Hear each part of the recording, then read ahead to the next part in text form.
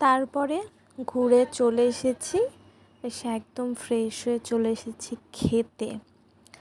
তো আজকেও ছিল ভেজ থালি, আর আজকে আমরা একটু অন্য হোটেলে খেয়েছিলাম, আয়োজন বলে নাম। তো আজকের থালিটা ছিল 150 টাকার থালি। খাবারগুলো ছিল মোটামুটি, আর এই যে দেখো কী কী ছিল,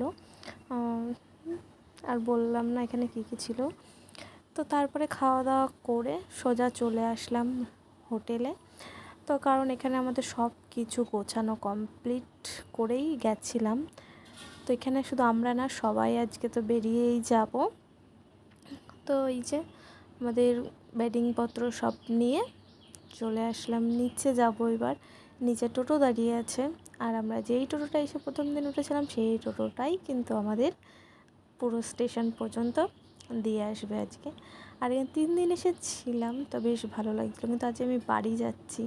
তো এটাতে আমার মনটা আরও বেশি খুশি হয়ে যাচ্ছে, কেন আমি জানি না। অন্য সময় মনে হয় যে ঘুরতে যাবো, কিন্তু ঘুরতে আসার পরে আমার মনে হচ্ছে আমি কখন বাড়ি যাব। তো তারপরে টোটো করে চলে আসলাম স্টেশনে। আর আগের দিন যখন এসেছিলাম সকালে ছিল, বেশ ভিড় ছিল, আর আজকে কিন্তু দেখো পুরো ফাঁকা। এই যে বোলপুর স্টেশন। তো এখানে স্টেশনে বসে বসে আমি একটু ভিডিও করলাম, একটু রিলস বানালাম। তারপরে এই যে চলে আসলো আমাদের ট্রেন।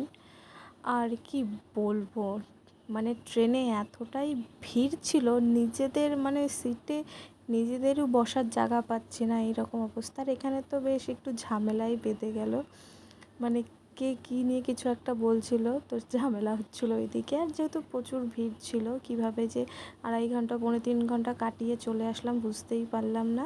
মানে যাই হোক, তারপর সোজা চলে আসলাম নৈহাটি স্টেশন। আর যেহেতু ভিড় ছিল, আমি ভেতরে কোনো ভিডিও করিনি ট্রেনের ভিতরে। আর তারপর নৈহাটি স্টেশনে এসে এই যে বসে আছি, বসে থেকে থেকে আমি একটু চা খেলাম, একটু চোখ মুখ ধুলাম, ভালো লাগছিল না।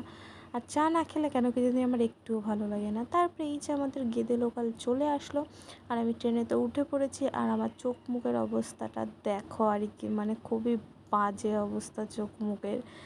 তো 3 দিন ঘুরে যা তা হয়ে গেছে।